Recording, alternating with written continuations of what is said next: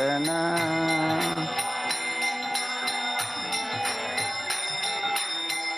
यशोदानंदन व्रज जनरंजन यमुना तीरावनचारी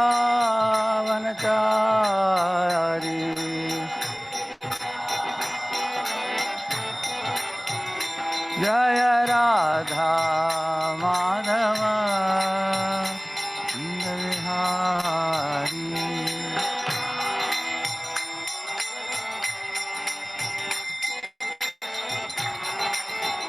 जय राधा माधव कुंज विहारी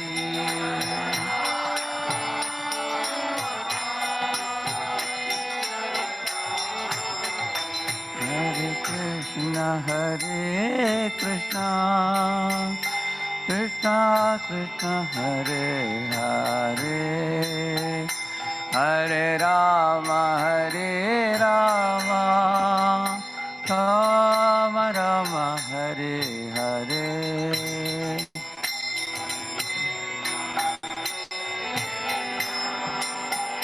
कृष्ण कृष्ण हरे हरे हरे राम राम राम हरे हरे कृष्ण कृष्ण कृष्ण हरे हरे हरे राम राम राम हरे हरे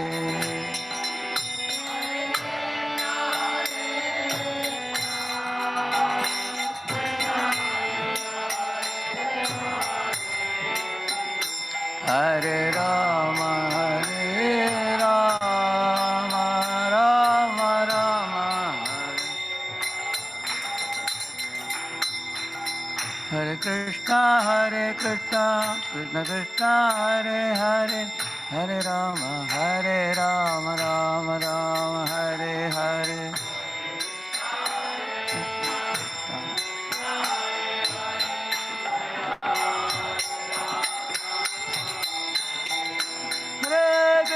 हरे कृष्ण कृष्ण कृष्ण हरे हरे हरे राम राम राम हरे हरे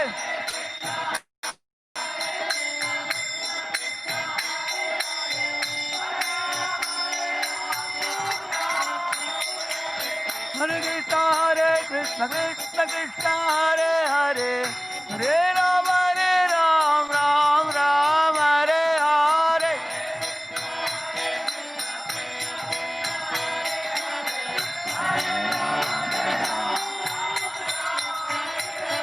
राधा वृंदावन चंद्र राधा वृंदावन चंद्र राधा वृंदावन चंद्र श्री राधे राधा वृंदावन चंद्र राधा जय श्री जगन्नाथ बलदेव सुभद्रा महारानी की श्री गौर नेताय की श्रीनिवास बालाजी की जय ओम विष्णुपाद परमहंस परिव्राजकाचार्य अष्टोत्तर शतशः श्रीमती गिरिजाबाई चरणारविंद भक्तिवेदांत स्वामी श्री प्रभुपाद की अनंत कोटि वैष्णव वृंद की नामाचार्य हरिदास ठाकुर की प्रेम से कहो श्री कृष्ण चैतन्य प्रभु नित्यानंद श्री अद्वैत गदाधर श्रीवास आदि गौर भक्त वृंद की श्री श्री राधा कृष्ण गोप गोपीनाथ श्याम कुंड राधा कुंड गिरी गोवर्धन की ब्रजभूमि वृंदावन धाम की मथुरा धाम की द्वारकापुरी धाम की पुरुषोत्तम क्षेत्र जगन्नाथपुरी धाम की श्री मायापुर नवद्वीप धाम की गंगामय यमुनामय की भक्ति देवी तुलसी देवी की समावेत भक्त वृंद की all glories to assemble devotees all glories to assemble devotees all glories to assemble devotees all glories to Shri Guru and Shri Gauranga Om Ajnanatimirandasya Jnananjanashalakaya Chakshuvannmilitam Yena Tasmai Shri Gurave Namaha Shri Chaitanya Manobhishtam Stapitam Yena Bhutale Swayam Rupa Kada Mahyam Dadati Swapadantikam Vandeham Shri Guroho Shri Yuta Padakamalam Shri Gurun Vaishnavamscha Shri Rupam Sagrajatam Sahagana Raghunathan Tam Sajivam Sadvaitam Savadutam Parijana Sahitam Krishna Chaitanya Devam Shri Radha Krishna Padan Sahagana Lalita Shri Vishakhanvitamscha Nama Om Vishnupadaya Krishna Pristhaya Bhutale Shrimate Bhakti Vedanta Swami Namine Namaste Saraswate Deve Gauravani Pracharine Nirvishesha Shunyavadi Paschatya Deshatarine Namo Mahavadanyaya Krishna Prema Pradayate Krishnaya Krishna Chaitanya Namne Gauratpushe Namaha He Krishna Karuna Sindho Deenabandho Jagatpate Gopesha Gopika Kanta Radha Kanta Namostute Tapta Kanchana Gaurangi Radhe Vrindavaneshwari Vrishabhano Sute Devi Pranamami Hari Priye Vancha Kalpatarubhyascha Kripa Sindhubhya Evacha Patitanam Pavanebhyo Vaishnavebhyo Namo Namaha Jaya Sri Krishna Chaitanya Prabhu Nityananda Shri Advaita Gadadhara Shri Vasadi Gaura Bhakta Vrinda Hare Krishna Krishna Krishna Hare Hare Hare Rama Rama Rama Hare Hare Om Namo Bhagavate Vasudevaya Om Namo Bhagavate Vasudevaya Om Namo Bhagavate Vasudevaya Narayanam Namaskritya Naram Chaiva Narottamam Devim Saraswatim Vyasam Tato Jayamudiraye Nashtaprayeshva Bhadreshu Nityam Bhagavata Sevaya Bhagavatyuttama Shloke Bhaktir Bhavati Naishthiki Krishnaya Vasudevaya Devaki Nandanaya Cha Nandagopakumaraya Govindaya Namo Namaha Dharma Projita Kaitavatra Paramo Nirmacharanam Satam Vedyam Vastavamatra Vastu Shivadam Tapatrayon Mulanam Srimad Bhagavate Mahamunikrite Kimva Parairishwaraha Sadyo Hridiyave Rudratetra Kritabihi Susrusavistakshanat.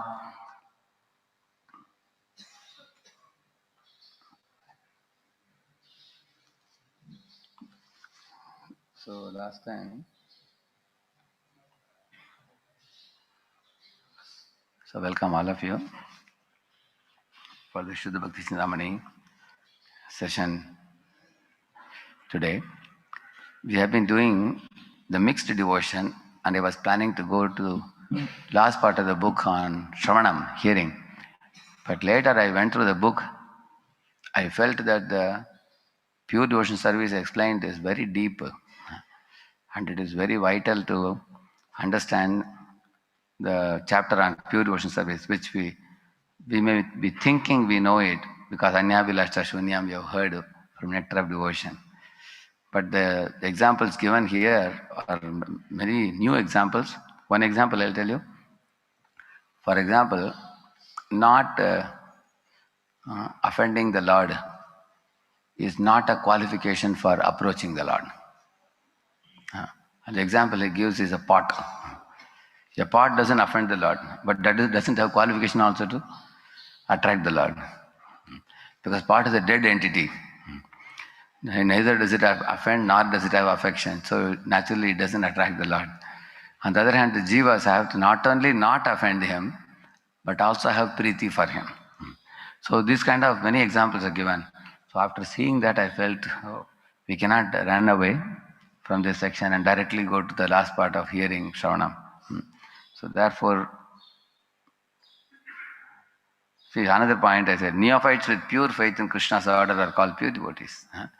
Even though they may be neophytes. So many points are made like this. So as you see in this list of sections of this book, we completed introduction and mixed devotion service, which were several chapters. And stages of pure devotion I had covered before, from shaky to steady and all that. Removing unwanted habits and all that. So I was planning to go to the E section, qualification to hear Krishna's pastimes. But then the pure devotion service, I felt if we skip it, some vital elements we will miss. So therefore I am proceeding with 1, 2, 3, 4, 5, all our mixed devotion service is completed. This is the section we have been completing all these weeks, Wednesday classes. And this is pure devotion service. Here there are how many chapters? 6, 7, 8, 9, 10, 11, 12, 13, 14. How many totally? 9 chapters are there. So I thought of covering them at a faster pace than before. Only we have to be very attentive. And like this one chapter, it may be around 70 slides, I think, 65 or 70 slides, but I'll go a little fast. We won't read every small thing. Only the vital detail we will speak on, so that we can cover one chapter each time. Then it will go faster. And after we complete that, then we can come to this, which I told you, this qualifications to hear Krishna's pastime. That is a very, very deep chapter it is. Like what should non-devotees hear? What should neophyte devotees hear? What should mixed devotees hear? What should a devotee below Nishtha hear? And what should a devotee above Nishtha hear? Everything is there. That is very, actually, unless we know the pure devotion service, understanding properly, that we can't approach that chapter. So, therefore we are going to this today.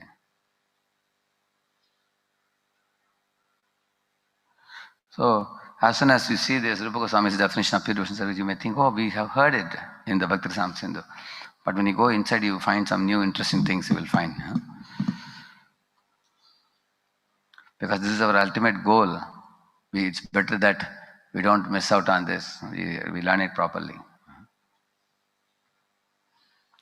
Anya vancha, anya puja, chadi, jnana, karma. Anukule, sarvendriya, krishnanusheelana. Yeah. Desire. A pure devotee must not cherish any desire other than to serve Krishna. Worship.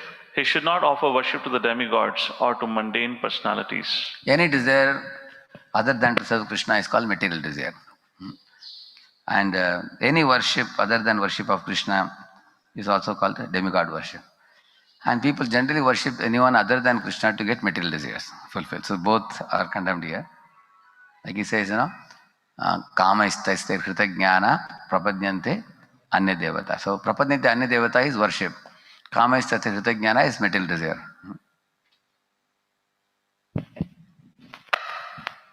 Introduction. Third, knowledge. He should not cultivate artificial knowledge which is devoid of Krishna consciousness. Actually, people sometimes think if you are a bhakta means there is no need of any knowledge. Like the Sahajiyas criticized Jiva Goswami for writing such vast literature, calling him a jnani type bhakta or something. Actually, our Goswamis have deeply studied the scriptures. They are highly knowledgeable. So there are 3 types of knowledge: Tvam Padartha Gyan, Tat Padartha Gyan, and Jiva Ishvara Aikya Gyan, which is Mayavadi, third one. So out of these 2 Gyan, the first and second one are knowledge about soul, knowledge about God. They should be cultivated. And the sambandha between the 2. And the third one is impersonalist Gyan, which we reject, which is Maya Aparta Jnana, for those people, the third one. So that we reject. So the proper knowledge should be cultivated, sambandha Gyan. Activities. He should not engage himself in anything other than Krishna conscious activities. One must engage all one's purified senses in the service of the Lord. Yeah. Actually, people generally think karma is a path of activity, jnana is the path of knowledge, yoga is a path of meditation, and bhakti is a path of love. So, therefore, people think because bhakti is a path of love for God, you just sit and love Him, that's all. No. And that love should be exhibited by the other 3. What are they? Love is expressed with activity. And the love is also expressed by utilizing our intelligence and endeavoring with intelligence. That's called enthusiasm, Prabhupada says. So, even when you are serving the beloved, one should know how to serve the beloved effectively. For that we also cultivate knowledge. And also while rendering the service, there are two things taken into consideration. That the activity and the mood. So, chesta and the bhava. Which is important?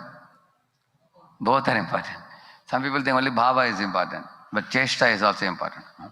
Some people think chesta is good enough, but bhava is also important. Definition. This is the favorable execution of Krishna conscious activities.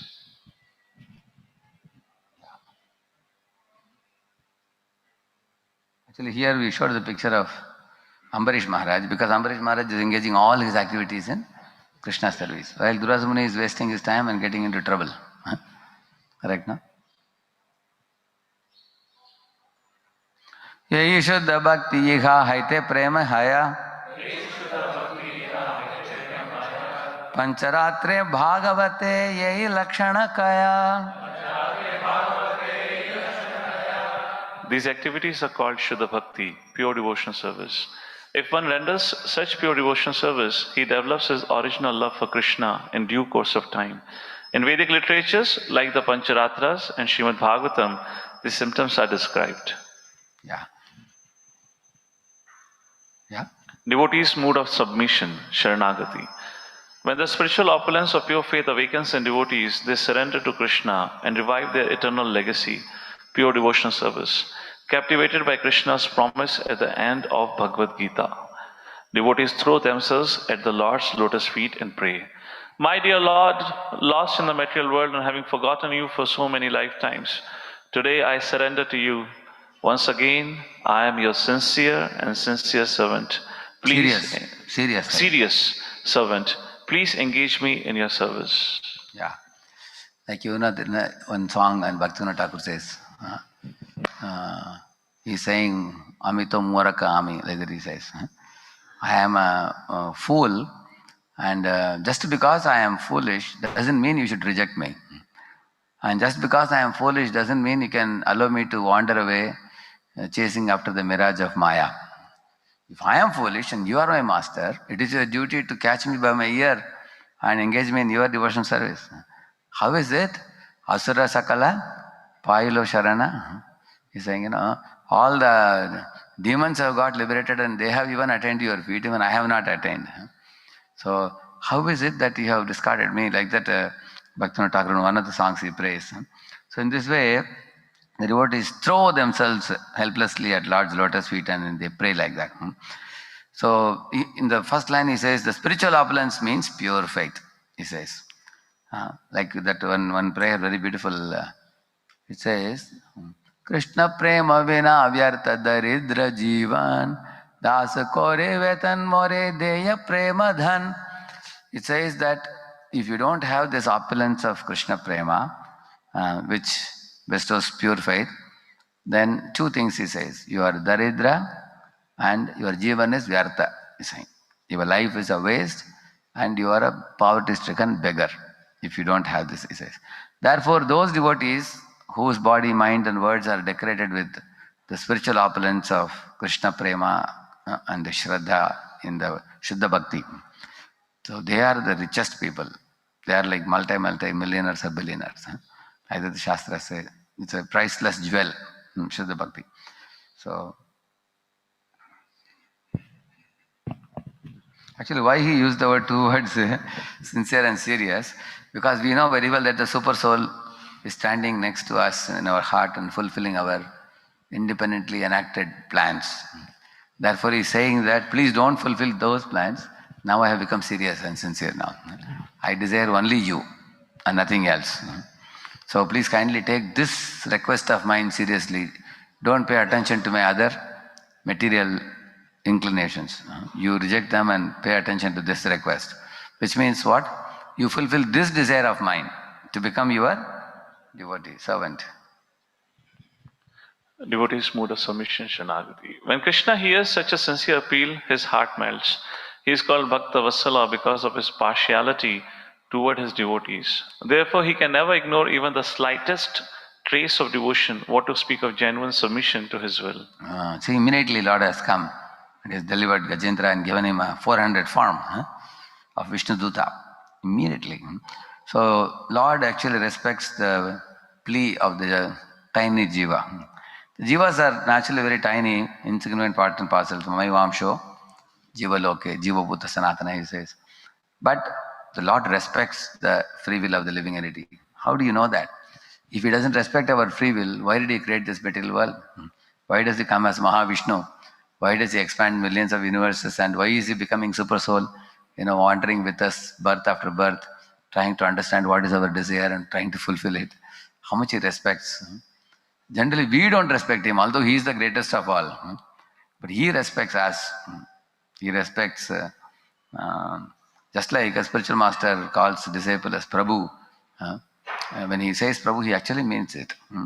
He means that although I am your spiritual master, I am serving you by helping you to become Krishna conscious. Krishna is also like that. He respects the jiva's free will. When the free will is rightly used by the jiva, he immediately, Krishna takes interest and attention and helps to deliver him. Yeah? Krishna's mood of reciprocation, Bhakta Vassalata.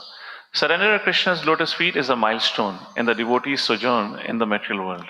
The Lord acknowledges this by instilling in them fearlessness in their combat with Maya and by extending to them his infallible shelter. Yeah, see here, this is a very, very important thing. There are many milestones when you, like in a train, when you are going from one place to another, in certain places they put the word junction, correct, no? The junction is a small place or important place? Important place. There are many small stations, which the train may not even stop also. Or some stations the train stops only for 1 or 2 minutes. But in junction, it stops. It's a very important point, isn't it? Similarly, in the life of a devotee, there are many things that come in the life of a devotee, but the most important aspect in a devotee's life is when the devotee's heart has blossomed to Krishna's invitation and the devotee has adopted the mood of surrender. And now the devotee feels, enough now.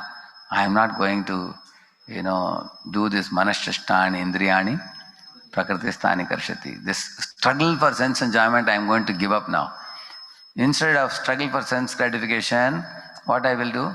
I will do satcheshta, which means utsaha, nishchaya, dhairya, tatatram pravartana, sangatyaga, satovrite. The positive efforts to attain Krishna's lotus feet. So, when a devotee makes up his mind to do Sharanagati, that is a very important junction in the life of a devotee. Okay, so this is devotee doing towards Krishna. What does Krishna do? He reciprocates by giving abhaya. Abhaya means fearlessness. Yak kaschanesho balinonta koragat prachanda vegat abhidavato brisham bhitam prapannam paripati yat bhayat mrityu pradhavatyaranam tamimahi. This is a verse by Gajendra. He says, Yak kaschanesho balinonta kor. In this world, most living entities are so forgetful of the Supreme Lord, they don't even look up whether the Lord is watching them. They are so busily preoccupied in their material plan making business. They don't even know that one day the death will strike them down. They don't know. They are just running here and there, trying to enjoy. Like that he says. Balinonta koragat, the prachanda vegat, the mrityu sarpa, or a serpent is chasing after all living entities and devouring them, which the living entities are unaware of. Now imagine you are watching a TV, enjoying. Suddenly a black cobra comes next to you and like that. That it is showing. What will you do? Will you tell the cobra you also watch TV? So you will get up and run, is it not? Similarly, people are enjoying life with their subtle body. Suddenly the cobra of cancer, or suddenly some brain tumor, or suddenly some kidney failure, or multiple organ failure, or accident, or corona, something. Something comes in their life suddenly. That's like suddenly a cobra coming in there. That's a Kala Sarpa is like that. And then the Kala Sarpa will devour them eventually. But he says, Gajendra says that Bhitam means the fearful living entities. Prapannam, with the surrender to your lotus feet. Paripatyat bayat. You protect them and you offer them fearlessness. Actually, one should not fear death. Rather, one should fear separation from Krishna. One should, at the time of death, pray, my dear Lord, I got separated from you for millions of lives. Now again, let me become reconnected with you. And then he's saying, Mrityu pradhavat taranam tamimahi. So that Lord actually is the master of death also. So he can actually take away that fear from us. And he can, just like we have heard so many pastimes of His Holiness Sridhar Maharaj in Mayapur, how he left his body without any fear. How His Holiness Bhakti Tirtha Swami fearlessly left the world in a very joyful mood, chanting Jai Jai Radhe, Jai Jai Shyam. You have seen that video, isn't it? Jai Jai Shri Vrindavan Dham. He was singing and the tears welling up in his eyes in great joy. He told everybody, the happiness cannot get any better than this. He was floating in bliss when he left his body. So, all the devotees of the Lord who do Sharanagati, Prapannam, Prapatti, they become free from all fear. Like Prahlad became free from fear also. Go ahead. The monkeys led by Hanuman were suspicious of the demon Vibhishan's surrender to Lord Ramachandra. But the eternal king of Ayodhya replied, Sakradeva prapanno yastava asmiti yachate abhayam sarvada tasmai dadamye tat pradam mama. See, the word abhayam is mentioned here. Only once if somebody seriously surrenders, the Lord says, I award him abhayam sarvada tasmai. Like that he says. So you see in the picture Guha taking shelter of Ram. You see Vibhishan taking shelter of Ram. You see Lord awards them fearlessness and he accepts them as his servant. what if after surrendering seriously again devotee gets distracted? How Krishna will fulfill his promise?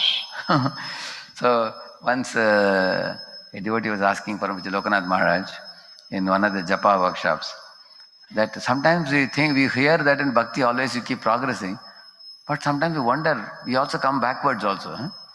Do we go like this and again come back?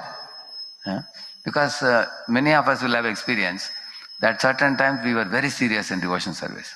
And slowly we started doing prajalpa, we started overeating, and slowly our the samahita buddhi means fixed intelligence became little multi-branched intelligence, bahushaka jnananta.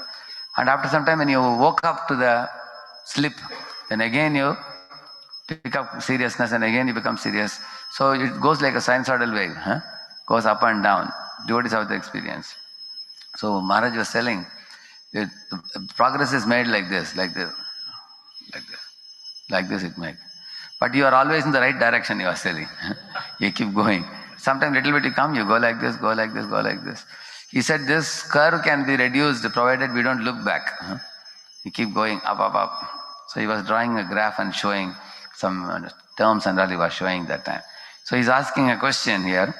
Even after surrendering, again we get distracted, what to do? The material energy is ashamed to stand before Krishna. You know that verse? In Bhagavatam there is a verse. Vilajyamanaya yasya statum notsahate buddha vimohita vikattante mamaham iti durdiyah. So this verse says, Vilajyamanaya yasya means the Maya Devi, when she sees that Lord Krishna is looking at her tricks that she employs on the jivas. So Lord is looking at her and smiling, oh, I know how you are tricking the jivas. So she feels ashamed because of her tricks becoming exposed by him. For example, sometimes a mother sees that the child is taking a smartphone, trying to speak on a smartphone, but the phone is it good for the child? A big phone? The child wants to phone somebody and talk. It's not good for the child's skull is very soft. So if the child is speaking on a smartphone, for long, few minutes it can affect. It's not very good for the children to use the phones. So sometimes the mother may take away the phone and give a, what do you call it? Something which looks like a phone, the box. What do you call the stationary box? What box? No, it's not a phone, it is. The box where they put pencils, they put. Geometry box, there is nothing belonging to geometry. It's only pencil, pens and all they put inside the box. Externally it looks like a phone. So she gives that phone. So child is very happy. Anyway, she snatched one phone, but she gave me another phone. Child is very satisfied. And the mother goes away to kitchen. Child is taking that box and saying, hello, hello, hello. Nobody is speaking on the other side. But what she does, she takes the big phone and keeps it on the top of cupboard or something. So the father is watching and the father is having a good laughter. Why? Because mother tricked the child to become satisfied with something very petty. Taking away actually the big smartphone is substantial because you can use it for phoning purpose. Whereas the other one is not at all substantial because it is simply a toy. I mean, it's simply a box, isn't it? So the child is like the jiva who is cheated by the mother. But the mother is cheating the jiva for what? I mean, cheating the child for to help him only, for his benefit only. Maya in this way tricks the living entities in this world. So the Lord is watching. Velajjamanayayasya, that's the meaning of that. She feels shy when husband is telling her, oh, this is how you tricked the child. And then she knows that fellow understands, but child can't understand. Similarly, Krishna is above Maya and the Jiva is below Maya. So because we are below Maya's clutches, we get caught and we get fooled by her. Whereas Krishna is above Maya and he is master of Maya. He is Maya Dish and we are Maya Vash. So because we are Maya Vash, we are fooled. And can Maya Devi fool Krishna? Can the same lady give her husband, take away the smartphone and give this box? She can't do that. So therefore, in this way, the material energy is ashamed to stand before Krishna. Therefore, the darkness of Maya's illusion cannot touch devotees who maintain vows of surrender and bask in the rays of Krishna's sun. That means if devotees very firmly take shelter of Krishna, then they cannot be fooled by Maya also. It's not possible. Because then the devotees are with Krishna. You also go above Maya cloud. Just like in an aeroplane, if you see, when the aeroplane is below the cloud, you can't see the sun. When the aeroplane goes above the cloud, then you can see the sun shining, and below the plane there will be clouds. So the cloud separates our vision of the sun. But once you go above the cloud, then you can see. Similarly, devotees are where? Below the cloud or above the cloud? Yeah, those who have surrendered to Krishna. Above the cloud of Maya. So, and the cloud is produced by whom? Krishna. Sun. Similarly, Maya is also produced by Krishna only. Mama Maya, he's saying. Then why did Krishna produce the cloud of Maya to cover the eyes of the jivas? Why did he do that? The jivas had a desire to independently enact some activities. For that facility, he has created the cloud. So they cannot see him. But he can also help us to go above the cloud by surrendering to him. Surrender to him, go above the cloud of Maya, and then access Krishna and be joyful with Krishna. You don't have to be blinded by Maya or fooled by Maya. Yeah.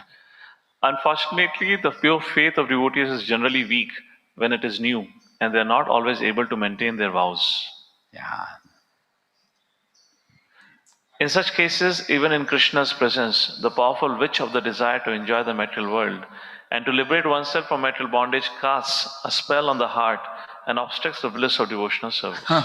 See, he's saying even in Krishna's presence, practical example is Kala Krishnadas. He is traveling with whom? Chaitanya Mahaprabhu. Even in his presence, the witch of the desire for bhakti or mukti can come. Like that he is saying. Because ultimately the jiva's free will is respected by Krishna very much. So even in presence of the Lord, such bhakti mukti desires can enter the heart and it may obstruct the bliss of bhakti. He's saying.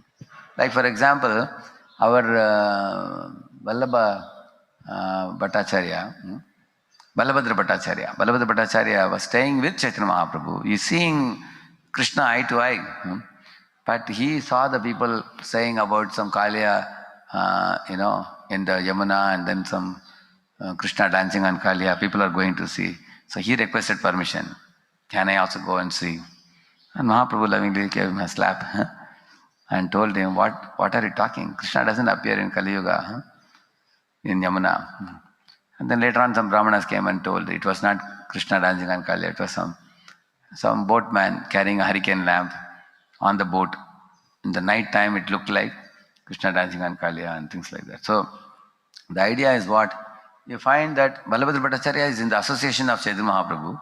Still the desire to do something independent can enter the heart. That's the whole point. Fully aware of this, Krishna empowers his devotees through suitable instructions to help them withstand Maya's allurements. Inspired by Krishna, devotees purify their hearts by practicing surrender-saturated devotion. And in time when but a slight fragrance of pure love appears, attraction for material enjoyment is driven away forever. What kind of amazing words he uses. It is not just devotion, surrender-saturated devotion, he's saying.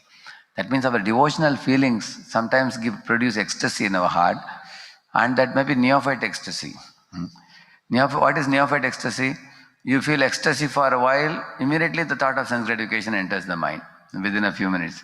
It is not surrender saturated. Surrender saturated devotion is such that it is very deep and it is not shallow. So when one is experiencing surrender saturated devotion, Maya Devi doesn't look impressive at all for such a devotee. And then he is saying a slight fragrance of pure love appears. And then the attraction, that slight fragrance of pure devotion arising is like the rising of the morning sun. Even before the sun rises, the light coming in the dawn, in the eastern direction. Udilo Aruna Purabha Bhage, you say, no? So even before you see the sun, that light is enough to dissipate the darkness in the sky. Correct, no? Even the sun, before sun fully comes out. Like that, the material enjoyment desire will be driven out when the slight fragrance of Shuddha Bhakti appears, he says. By doing so, does Krishna not interfere with the free will of Jiva? Devotees choose the direction they take in spiritual life by the company they keep. If they choose to associate with Krishna, they progress in pure devotion and become eligible for his mercy. If they choose to associate with Maya, they regress to the service of karma and jnana. Moreover, the strength to keep company with Krishna and to resist Maya's temptations comes from chanting and hearing. Devotees who neglect these disciplines invariably become weak. In that weakened condition, unable to resist Maya, they again choose to leave Krishna's service. Yeah, mainly chanting Hare Krishna and hearing Srimad Bhagavatam and associating with devotees. Three things are said. These are the things which are going to give us spiritual strength. By following these disciplines very strictly, he says that one will be able to rise above allurements offered by Maya. That's the point he's saying here. Discipline, a matter of free will. Receiving Krishna's mercy and advancing in devotion then is a matter of free will. But in order to consistently make the right choices, all devotees, be the neophyte, intermediate, or advanced, but especially the neophytes, must not neglect their spiritual practices. Yeah, if somebody is an advanced devotee, even if they are little neglectful of the spiritual practices, it may not affect them so much. Like for example, there are people who travel extensively all over the world. Many of the Prabhupada disciples. Now, when they are traveling, sometimes in the morning hours, they may be in a flight, they may be in the airport, they may be in a bus or a railway station or something. So, because of extensive travel of preaching, they may not be having a regulated morning program like us in the temple. Correct, no? But does that affect their consciousness? No, because they are deeply situated. That's what he is saying there for advanced devotees. But those who are neophytes, like we are trying to grow in our small position. We have to be very strict about our practices and regulations, he's saying, wherever we may be. Yeah. With resolute determination, they should quickly move forward to the stage of advanced devotion. From that position, they will rejoice in the mallows of love and feel repulsed by any alternative to pure devotion. See this snail, it has resolute determination to go from the neophyte stage to advanced stage. See here. See, it's gone now. Little difficult, no? But it's not impossible. Why? Because it has got that ball type of thing hanging also, along with the grass. Isn't it? That is determination. Discipline, a matter of free will. The gusty winds of Maya may indeed toss novices about on the ocean of pure devotion, causing them to slip at times and even to engage in sinful acts. Regardless, such devotees, even though neophyte, are known as pure devotees due to their implicit faith in Krishna's order to abandon selfish religions and to serve him alone. Yeah. So the neophyte devotees, especially they are following the principle of dharma projita, kaitavatra paramo. They are giving up all the worship of the different demigods. They are giving up study of the Mayavadi literature. They are giving up study of Karmi literature, useless magazines and things like that. Kukata. And they are focusing on studying Srimad Bhagavatam and chanting the holy name and associating with pure devotees. Because they are doing this faithfully, because of this surrender, they are also called neophyte pure devotees. Even though they are not fully free from material propensities. Like Dhruva now, he is seeing Lord Vishnu and offering obeisances now. He is following faithfully Narada's instruction and his mother's instruction, and he executed all the duties. Nevertheless, he had some material desire lingering in his heart. Still, he is called as a Kanishta pure devotee before attaining full perfection.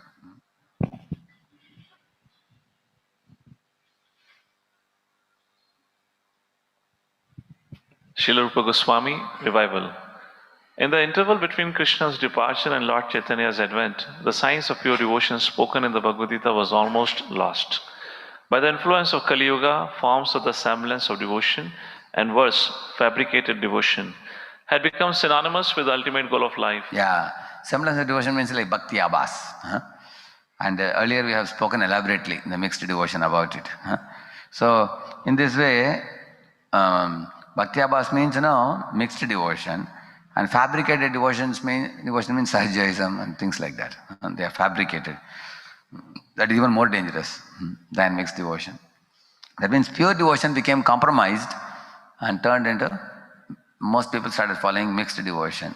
And also they started imitating, which is Sahajaism.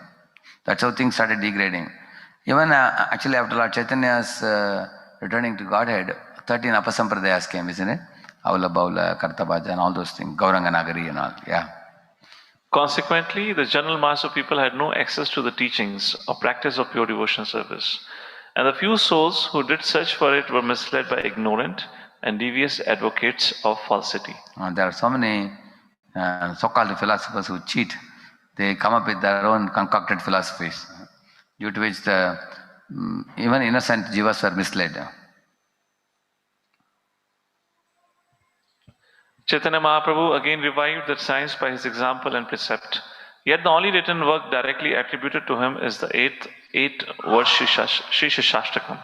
Because people are no longer able to maintain or follow the oral tradition of disciplic succession, the Lord instructed his confidential disciples to record his bountiful teachings and substantiate them with references from revealed scriptures. He specifically empowered Rupa Goswami and Sanatana Goswami to write Bhakti scriptures. Yeah. So 3 things is mentioned here. One is, Mahaprabhu saw that people are not Shrutidhar in the age of Kali Yuga. So he understood the necessity for putting down everything in writing.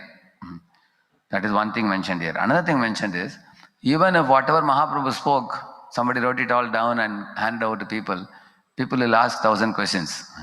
Why this? Why that?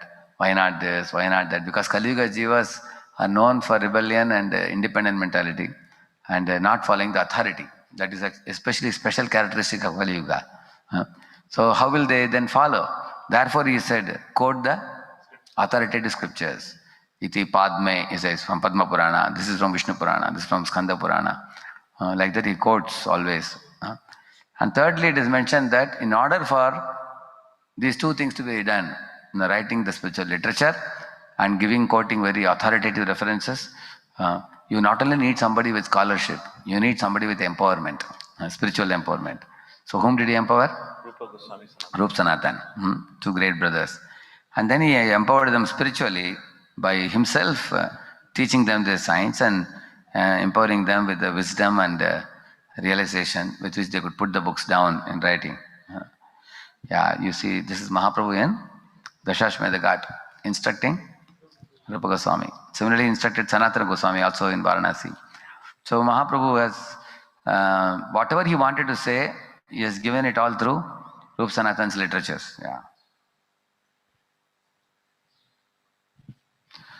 Kalena vrindavana keli varta lupteti tam kyapayitum vishishya kripamritena vishishe cha devas tatraiva rupam cha sanatanam cha. In the course of time, the transcendental news of Krishna's pastimes in Vrindavan was almost lost. To enunciate explicitly those transcendental pastimes, Sri Chaitanya Mahaprabhu, with the nectar of his mercy, empowered Srila Rupa Goswami and Srila Sanatana Goswami to carry out this work in Vrindavan. Yeah. So this is Rupa Sanatan in Vrindavan. Two brothers, they did a very great, very laudable service. They exactly performed the duties awarded by Mahaprabhu to them, excavating the holy places in Vrindavan, establishing temples, establishing deities, installing deities, writing spiritual literature, and teaching the spiritual literature by setting a personal example.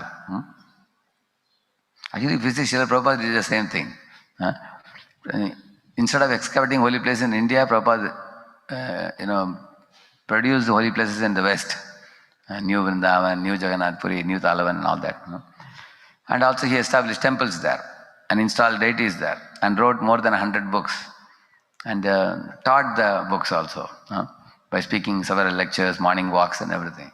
And he lived as a perfect example also. So same thing, what Goswamis did, Prabhupada also did. Rupa Goswami's definition of pure devotional service. And this you all know, we'll together recite. Anya vilashita shonyam jnana karma janavritam anukulyena krishnano shilanam bhaktiruttama. When first-class devotional service develops, one must be devoid of all material desires. Knowledge obtained by a monastic philosophy and fruitive action. The devotee must constantly serve Krishna favorably as Krishna desires. Significance of word Uttama. The specific term Sri Rupa chose, Uttama Bhakti, distinguished Lord Chaitanya's movement from the cheating religions that had popularized many impure forms of devotion. Thakur Bhaktivinoda comments that just as a person says to a friend, "Here is some pure water," to distinguish his offering from contaminated water, so Rupa Goswami welcomes his reader with the words, "first-class devotion," to distinguish it from any type of mixed devotion. Yeah. So you use the word Uttama Bhakti. Bhakti is actually pure always. But the holy name or the Bhakti can never become contaminated any time. It can only become covered over. Just like, for example, people ask, why can't, when I chant, you say holy name is supremely pure, but when I chant, I can't experience. The problem is not with the holy name. Problem is with our impurity. Just like, sugarcane juice. It is given to the jaundiced patients. And jaundiced patient says, what is the use of the sugarcane juice? It doesn't give me any taste. So is the problem with sugarcane juice or with him? With his pitta upatapta rasanasya narochikano, it says. The problem is with the jaundice, not with the sugarcane juice. Sugarcane juice is sweet always, whether a jaundiced fellow drinks it or whether a healthy person drinks it. Similarly, bhakti can never become contaminated. Holy name can never become contaminated. They are always pure and they are always potent. Like some people ask, why is the holy name, is it not potent enough to purify my heart? Actually, holy name is potent, but we are not receiving it. It's like we went to the doctor, got the medicine and kept in the cupboard, never ate it. And we are blaming the doctor, useless doctor. My disease is not gone yet. So we can't blame the doctor. Medicine is potent. Similarly, bhakti, that's what he is saying. Sometimes, in order to explain to jivas, he says first class devotion. Devotion is always first class only. Living at least make it second class, third class, 10th class by spoiling it. Yeah. What Rupa Goswami calls first class Uttama is also referred to in scripture as exclusive Kevala, unalloyed Ananya, untainted Akinchana, and pure Shuddha. Yeah, correct. Namo Akinchana Vittaya, correct, na? This definition of Uttama Bhakti is the most important verse of Bhakti Rasamrita Sindhu. It is the Paribhasha Sutra, the verse on which rests the correct understanding of other statements. Just like we have this Krishnastu Bhagavan Swayam, that's the Paribhasha Sutra for the whole Srimad Bhagavatam. So Paribhasha Sutra means that which lights up the whole scripture. It's like a lighthouse. for the whole scripture. Also the Paribhasha Sutra understanding should be taken as the ultimate wisdom of that book. If something else is said in that book, then you should know that it should be seen in light of this Paribhasha Sutra. That's the point he's saying, that if in case you are having something else said in that book, then you have to find out what is the relation of that. Like for example, Krishna's Bhagavan Swayam is said to be, Krishna is the source of all the 24 avatars. But then Krishna is also one of the avatars in that. Somebody may say, oh, is Krishna avatar of Vishnu? People ask. No, he is the original person, just like sometimes there is nobody to become Brahma. So who becomes Brahma? Vishnu only becomes Brahma. Sometimes in a particular state in India, if there is nobody available to become CM for some period of time, so the Prime Minister will become CM there also. He is like default CM. And after CM comes, then he will take off. So therefore, one should not think that Krishna is just one of the avatars. Krishna is the source of his avatari. So each of it is explaining here, and we will not go into detail. You can just see it. Actually, it should be Anya Vilasasvana, means one should give up desires for breaking the regulative principles, and one should only have desires for serving Krishna. And one should not cultivate monistic knowledge, and one should not be stuck in fruitive activities like the Yajnik Brahmanas who rejected Krishna and were stuck in such activities. And Adi means there are also others practicing detachment by mechanical practice of yoga, like yogis. They are all useless. Sankhya and Shadadarshan and all that, it's useless.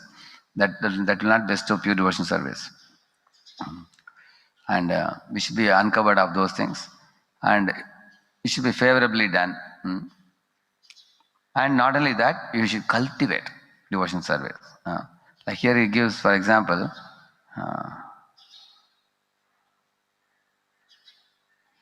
see, why should we already know this verse, why should we have to cultivate? So Father is saying, Siddhanta bali yachitte na kare alas. Iha haite Krishna lage sudrida manas. A sincere student should not neglect the discussion of such conclusions, considering them controversial, for such discussions strengthen the mind.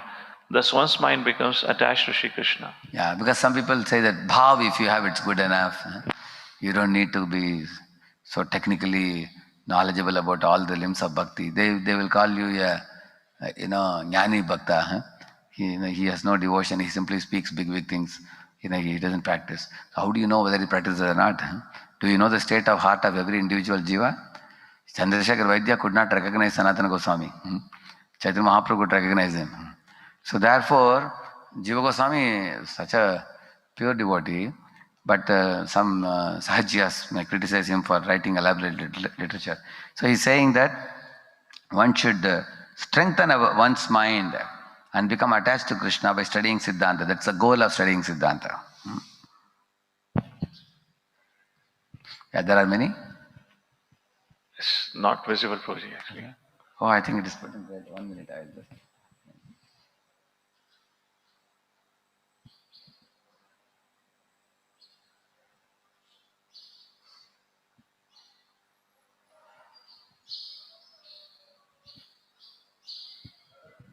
Why to study in so much detail? There are many students who, in spite of reading the Bhagavad Gita, misunderstand Krishna because of imperfect knowledge and conclude him to be an ordinary historical personality. This one must not do. One should be particularly careful to understand the truth about Krishna. So because of laziness, we become misguided. Actually, there are many young devotees, although they come with great enthusiasm in the beginning, because they don't know the philosophy properly, they go away after some time. That's the point he's making. One should associate. Actually, we may be imagining that I am very advanced devotee simply because of little bhava one may have. Therefore, we should know what is Kanishtadhikari, Madhyamadhikari, Uttamadhikari, what is Uttama Bhakti. One example I'll tell you. If somebody is getting up at 2 o'clock in the morning every day, for the last 20 years, 25 years, 30 years, and spontaneously coming for Mangalarati, is he on the Raganuga platform? Like that one question is raised in Shuddha Bhakti Chintamani. And then he is saying that this may appear that he is very enthusiastic, but he says two more conditions have to be fulfilled. He should have crossed anartha nivritti stage and he should be in Nishta, he says.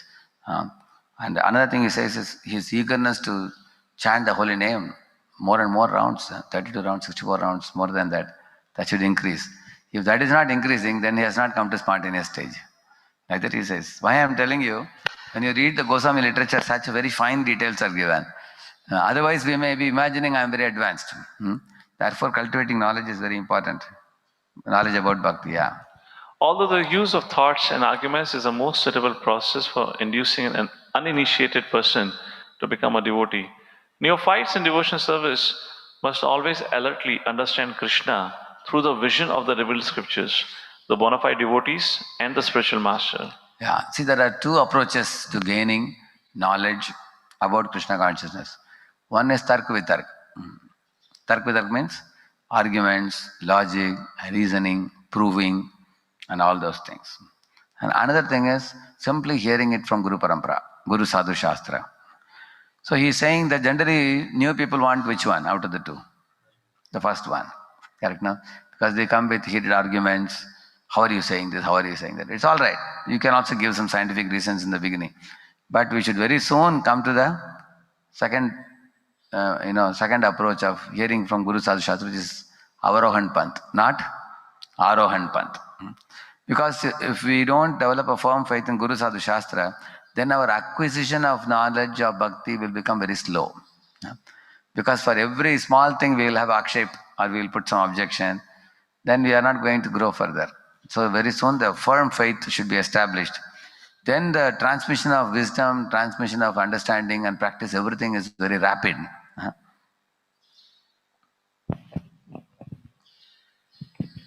Again.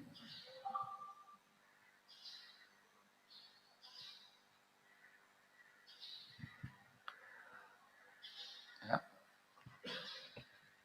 Unless one hears about Sri Krishna from such authorities, one cannot make advancement in devotion to Sri Krishna. The revealed scriptures mention 9 means of attaining devotional service, of which the first and foremost is hearing from authority. Yeah, Shravanam. Out of Shravanam, Kirtanam, Swananam, Marchanam, Mandanam, all those things. So which is the most important thing? Yeah, Shravanam.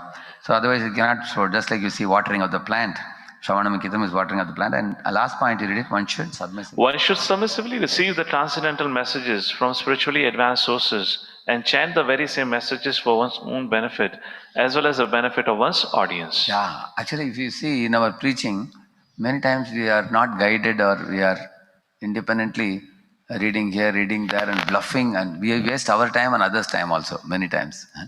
So over the years I realized one thing, the best method of preaching is you read Prabhupada purports and you just elaborate it, just like I am doing right now.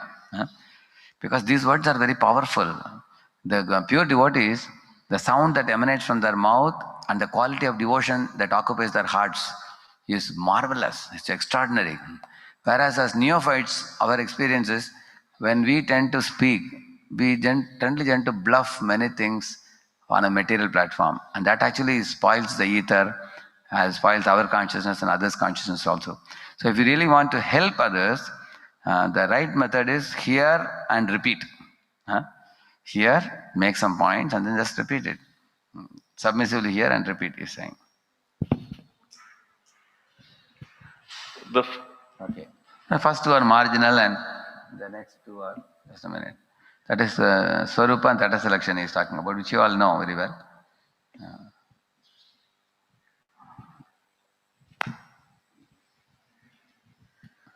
Primary characteristics of pure devotion. In the Nectar of Devotion, Srila Prabhupada describes the primary characteristics of pure devotion. First-class devotional service is known by one's tendency to be fully engaged in Krishna consciousness, serving the Lord favorably. See how he is defining. Tendency to be fully engaged. That means one should be eager to be engaged. There is no pressure. One has an eagerness to engage. Yeah. Thus, the 3 primary characteristics of pure devotion are: first, it is full engagement, anushilanam. Second, it is performed with intent favorable to Krishna, anukulyena. Third, it has Krishna as a sole beneficiary, Krishna. Primary characteristics of pure devotion. Number 1, full engagement in devotional service. Krishna Anushalana. Has 7 aspects. Yeah. First, full engagement in devotional service has 7 aspects. First, whether performed at the stage of practice or perfection, all aspects culminate in activities authorized by the disciplic succession. Yeah, like for example, deity worship, and all other 64 principles we follow, it's all authorized by disciplic succession. So here Jiva Goswami mentions 2 words here in cultivation of devotion, cheshta and bhava, I was telling you. Cheshta is the endeavor, activity, and bhava is the mood. Then he says that both are connected. However, it is said that the activity without consciousness alone cannot help. Then it becomes fruitive activity. If I am doing devotion service, but I don't bring the bhava, like for example, I am going out for book distribution. You ask somebody, why are you going for book distribution? Because the manager told me. If somebody says, manager has told me to go with that van somewhere and I am supposed to distribute books. Therefore I am going. On the other hand, you ask somebody, Prabhu, why are you going for distribution? Say, Prabhu, this is marathon month. You want to reach your Prabhupada's books. So that is, you understand the difference in consciousness. Correct? No? I am supposed to go is one thing, and I wished, I love to go is another thing, isn't it? So the consciousness has to be brought. Fourth, there are 2 sides to the cultivation of the activities of devotion. Yeah, pravritti and nivritti. Yeah. So these are all favorable activities. Ado Guru Padashray, Krishna Shikshadi Dikshanam, Vishrambena Guru Seva, Sadhu Vartman Vartanam, all those things. And Saddharma Pricha, the first 5. The first 5 of the 64 principles, yeah. And then and the next one is about, whatever one has to give up for the sake of the Supreme Lord. It means anukulyasya sankalpa patikulyasya varjanam also. And then residing in a sacred place, that is another 5, you all know that, like sadhu sangha nama kirtan, bhagavata shravan, and then mathura vasa shri murtira shraddhaya sevan, that is also given. So some 10 principles he has given here, pravritti, and nivritti another 10 he has given. One should rigidly give up. Please read the nivritti. One should rigidly give up the company of non-devotees. Second, one should not instruct a person who is not desirous of accepting devotional service. Third, one should not be very enthusiastic about constructing costly temples or monasteries. Fourth, one should not try to read too many books, nor should one develop the idea of earning his livelihood by lecturing on or professionally reciting Srimad Bhagavatam or Bhagavad Gita. Fifth, one should not be neglectful in ordinary dealings. Sixth, one should not be under the spell of lamentation in loss or jubilation in gains. 7. One should not disrespect the demigods. 8. One should not give unnecessary trouble to any living entity. 9. One should carefully avoid the various offenses in chanting the holy name of the Lord or in worshipping the deity in the temple. 10. One should be very intolerant toward the blasphemy of the Supreme Personality Godhead Krishna or his devotees. So, Anukulasya Sankalpa Pratikulasya Varjanam he says, Pravritti Nivritti, this is worthy to meditate on. These are also from the 64 regulative principles, from that only given. And a devotee performs both Pravritti and Nivritti with the body, mind and words. And you see the 6th point what he says. Such cultivation is said to increase in difficulty as it progressively increases in subtlety from bodily to mental activities. Yeah. So it's not cakewalk. Actually, at a gross level, devotion service is very easy in the beginning. But as you grow, it's more challenging, and one shouldn't get frightened by it. But it's the same way everywhere. For example, even when you are working in a company, in the beginning you are told what to do. Correct, no? When you join as a graduate engineering trainee, just take this, put this there, and your level of responsibility is very high or very low? Very low in the beginning stage. And then gradually you become head of the unit. Then gradually you become, you become a CEO of a company. So the higher you go, the responsibilities are very high. Even small mistakes you may commit. Imagine somebody shows you a check of 50 lakh, you just sign it in a hurry-burry. Then you will lose 50 lakhs. So the responsibility is similarly saying in devotion service, you go from gross to subtle. One has to be very alert and attentive. Like for example, Sannyasira Alpajidra, Sarvaloka Gai, it is the Masi Bindu, he says, if you have an ink spot on a white dhoti, everybody will point out. But if you have an ink spot on a lungi, will anybody see it? I can't see. A common man is doing some blunder, it's not very easily observable. But if you're wearing the dress of a monk, it's like putting a ink spot on a white dhoti. So the more we advance in devotional life, the expectations are also increased. No pains, no gains, he's saying. 7. The prefix anu in the word anushilna means following. The cultivation of devotion service must follow the guidance of spiritual masters connected to Krishna through the chain of disciplic succession. Such connection ensures that activities in devotion are performed according to Krishna's instructions and liking. Because we don't know what Krishna likes, correct? No? Pure devotees know it. So we just follow in Guru Parampara. Makes it easy. Because we may have our own idea of what we want to do. But we have to know what will be actually good for Krishna. Because we see the success externally from a material point of view. Pure devotees know what is the actual definition of success. They will know it.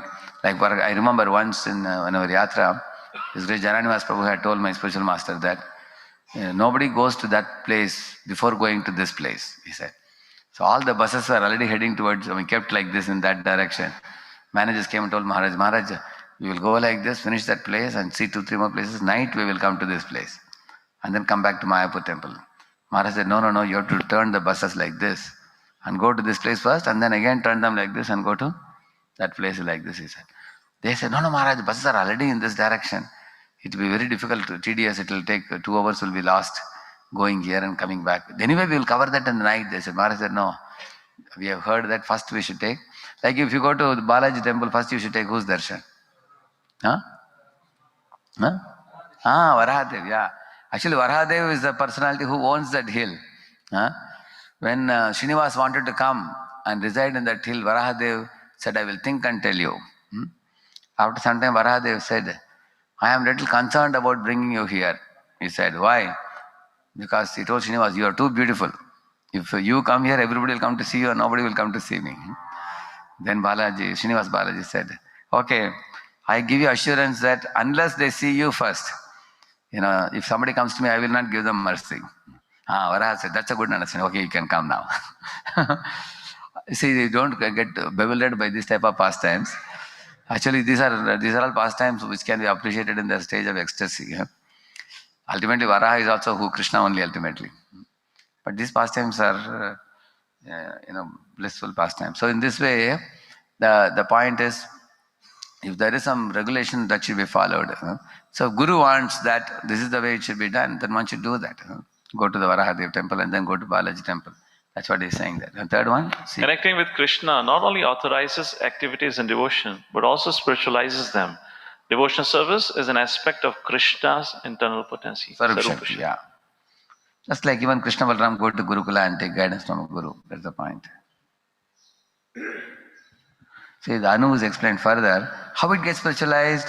When a devotee performs activities following Krishna's desire, Swarup Shakti spiritualizes it. It's like iron rod put in fire. All our activities are, mundane. But when we connect with Guru's order and faithfully perform it, then Radharani takes interest in our service and then she spiritualizes it. Like that he is saying. By the mercy of Guru and Krishna, Yasya Deve Parabhaktir, Yata Deve Tata Guru. That's the verse, yeah. To the untrained eye, the activities of Shuddha Bhakti may appear mundane. For example, a materialist may exhibit affection for his child in so many ways, and a devotee may exhibit affection for the Lord's deity form. Despite appearances, the devotee's activity is under the direction of internal potency and is therefore supramundane, aprakrita. So a devotee showing affection for the deity and taking a very attentive care of the deity may appear to be like a man showing affection to his child, but it is not the same. The first one, deity worship done meticulously, is guided by internal potency, like that is saying. I need to perform the intent favorable. This you all know very well. I'll move it fast because here he says that it must be done in a mood favorable to Krishna, not just pleasing to Krishna. Because there are many activities that are pleasing to Krishna. The example is giving here. If you see, I'll show you. Here is Charnal Mystic beating Krishna, and Krishna is pleased or not? Is pleased. But are they beating Krishna in a mood favorable to Krishna? No. Therefore, their fighting with Krishna Balaram is considered not in the purview of pure devotion service. On the other hand, you find this is Yashoda. Yashoda Krishna, if you see, she is taking a stick in her hand and chasing. So it appears that she is frightening Krishna. It is not very pleasing to him. But is her mood favorable to Krishna? Yes. Therefore, it is pure devotion service. So these kind of things are very thoroughly explained by our Goswamis. Accepting that Anukulyana means with a favorable attitude, which is the same as saying in the absence of an unfavorable attitude, what need is there to further qualify bhakti with the word Anushilana? Why not just say Krishnanukulyena, Bhaktir Uttama? Pure devotion exists when there is an absence of an unfavorable attitude toward Krishna. Why is it not enough to just say we should not have unfavorable attitude? And then he explains this example which I told you. A clay pot, read the below. A clay pot has no animosity toward Krishna, but because it has neither a service mood nor active service, one can hardly say it has pure devotion. Isn't it? So, see, there is a Bhakti Rasamrita Sindhu Bindu. Who wrote that? Vishnu Chakravarti Thakur. Rupa Goswami wrote Bhakti Rasamrita Sindhu. So he wrote Bhakti Rasamrita Sindhu Bindu, he wrote. So there he has given this kind of amazing points. It is not enough to be non-offensive towards Krishna. Somebody may say for example, you have another devotee, you say, I don't offend the devotee at all. Does that make it Priti Lakshanam? No. We have to be favorably disposed towards the devotee. Then it is Priti Lakshanam. Similarly with Krishna also. Pajitam Priti Purvakam. It is not, if somebody says, I am neutral with Krishna, that means like a clay pot only. Srila Prabhupada and his predecessors concur that because Krishna's devotees and paraphernalia are integral to Krishna's service, service with the intent to please them also constitutes pure devotion. Yeah. Paraphernalia means Krishna's devotees. Yeah. So with the favorable intent is very important. So, yeah, this is already explained. Pleasing to Krishna, I already told you what is this. Yeah. Okay, devotion to the Son of Vishnu Supreme. This is a short section. It has Krishna as a sole beneficiary. Devotion to the Son of Yashoda is supreme. The third? The third and final primary characteristics of pure devotion is that Krishna is its sole beneficiary. Of the primary characteristics, this one is the most important. When we say Krishna, we mean Krishna, his personal expansions, Swamsha, his separated parts, Vipinamsha, and his various energies, Shaktis. But the Garuda Purana originally defines bhakti as service to the Lord alone, which means Krishna and his personal expansions. See, in Garuda Purana, it is mentioned that Krishna means Krishna and his expansions, like Swamsha. Like for example, Krishna expands as Balaram. Then he expands as Mula Sankarshan. Then Narayana. Then Mahasankarshan. From Mahasankarshan comes Mahavishnu. Then all these are all which category? Swamsha category. So Garuda Purana says like this. He says. And then, but when the devotee is engaged in exclusive service to Krishna, by the connection with him, they also become eligible to receive pure loving devotion. Therefore, when we say Krishna, that also includes, like Prabhupada says this, that Krishna's pure devotees. Why? Because by engaging in pure devotee service, they bring you to service of the Swamshas. Correct now? And also his paraphernalia, that is also service. His abodes as objects of loving affection. Like for example, serve the Vrindavan Dham. And that serving the abode. So Prabhupada says this, when we talk about serving Krishna, serving all this is also included. Like Tadiyanam Samarchanam. He says, no, what is that verse? Aradhananam sarvesham Vishnor aradhanam param tasmat paradanam devi Tadiyanam Samarchanam. Who said this? Shiva to Parvati. So he says that service to Vishnu is the topmost, but serving Lord Vishnu's devotees is even more better. Like that he says. Because that service easily brings one to the lotus feet of Vishnu. Yeah. So two aspects of Krishna are not objects of pure devotion service. What are they? His all-pervasive feature as Brahman and his localized feature as Paramatma. Because the first one is Jnani, second one is Yogi. That is not pure devotion service. No, that is not, because the Brahmavadis try to merge in Brahman. Therefore, it is not pure devotion service. And the Paramatmas are neutral. Therefore, it is not pure devotion service. There is nothing favorable towards Krishna. They are neutral, yeah. So that is explained below. Yeah, actually here I explained about Brahman here. Not that they go to Neti process. So it does not include his features as Chit and Ananda. It's only included as the Sat future. Actually, it's not that Brahman doesn't have Chit and Ananda future, but the perceivers of the Brahman cannot access it because they are not devotees of Krishna. Because Brahman is actually an attribute of the Supreme Lord. So, and then why not Paramatma? I told you this. At the most they can go to Shantarasa with Paramatma. Yeah.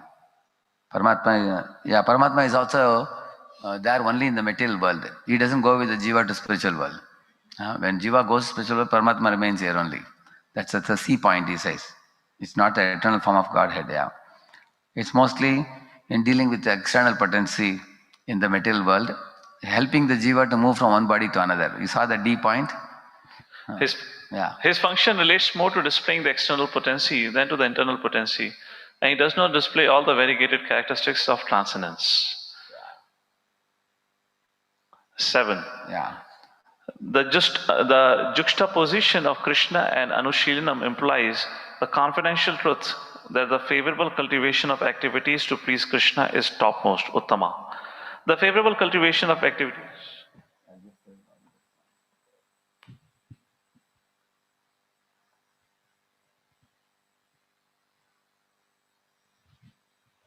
The favorable cultivation of activities to please Krishna is topmost, Uttama.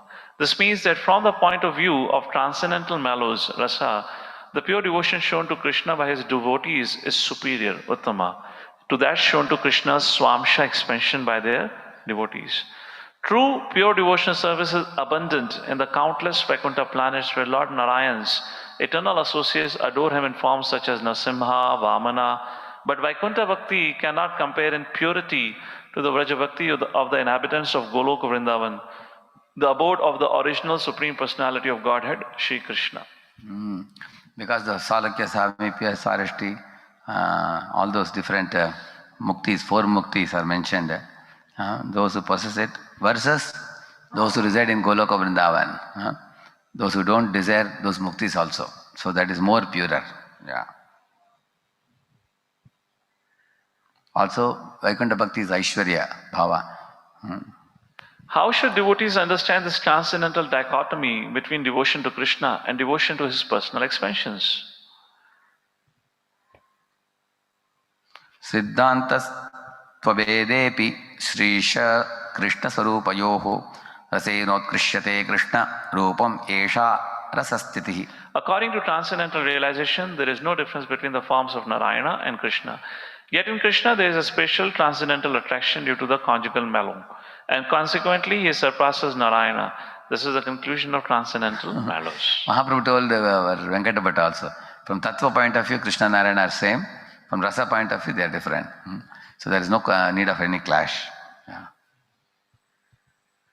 To further substantiate the above statement, Rupa Goswami has made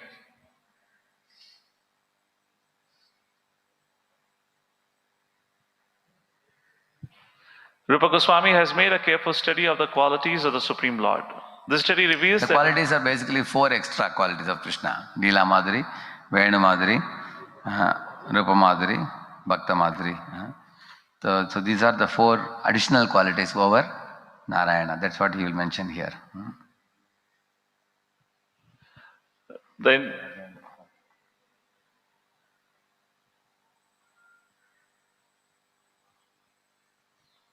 the internal potency, Swarupa Shakti, has 2 aspects: complete opulence, Aishwarya; supreme sweetness, Madhurya. Yeah, this I already told you. Vaikuntha there is Aishwarya, and in Goloka there is Madhurya. And the Madhurya is what that makes it so special. So in Chaitanya Mahaprabhu's argument with Venkata Bhatta, Mahaprabhu asked him, see, in the Paita, one pastime took place, which you all know. When Krishna left the rasa dance, and then he took the form of Narayana. and he was standing with 400 form. Were the gopis attracted? Gopis offered him obeisances and asked Narayana, can you please tell us where is our Krishna? And he showed direction and they went in that direction. That means gopis are not attracted to Narayana future. They are attracted only to Krishna's future.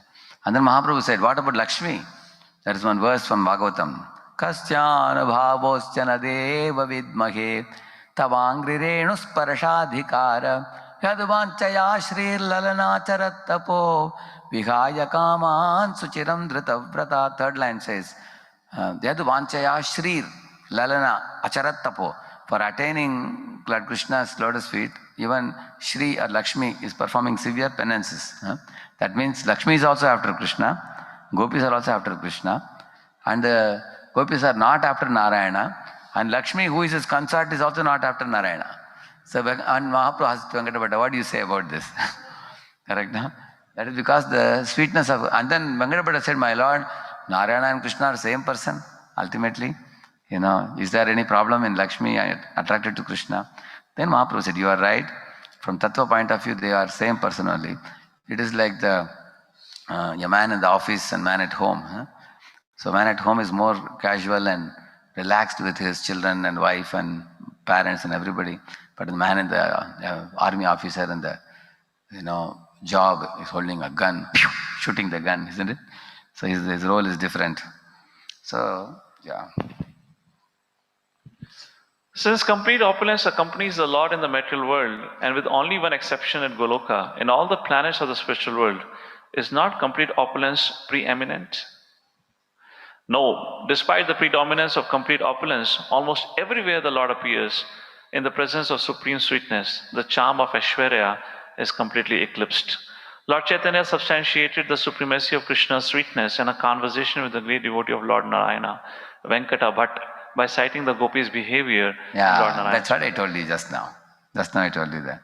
Yeah, the same one. Yeah, the same one which I told you now.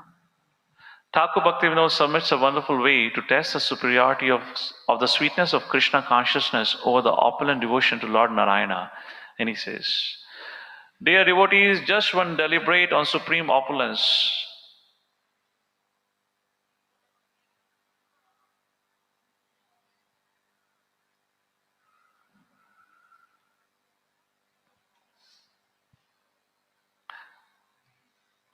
Dear devotees, just once deliberate on supreme opulence and then lovingly bring the sentiments of supreme sweetness into your hearts. By doing so, you will understand the truth. Just as the rising sun consumes the moonlight, so the rise of the supreme sweetness in a devotee's heart overwhelms the taste of supreme opulence. Yeah. I think the last slide.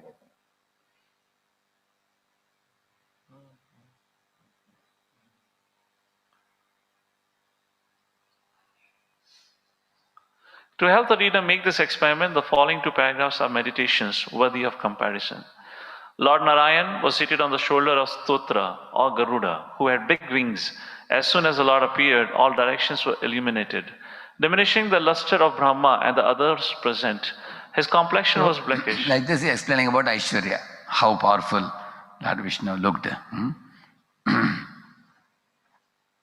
then he's comparing it with, Krishna wearing a peacock feather, where he's showing Madhurya, correct, no? That is describing that.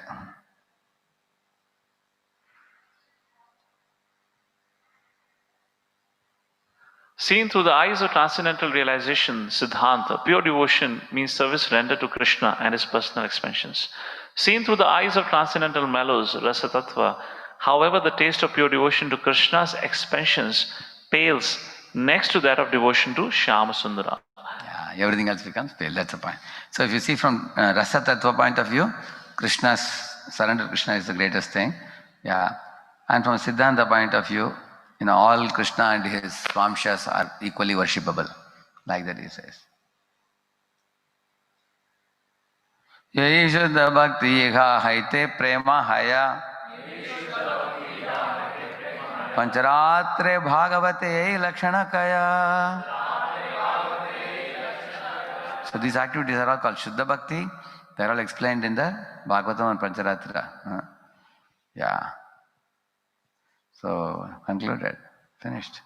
Shri Prabhupada ki. So I went a little faster in order to ensure that one chapter I'll finish in each sitting.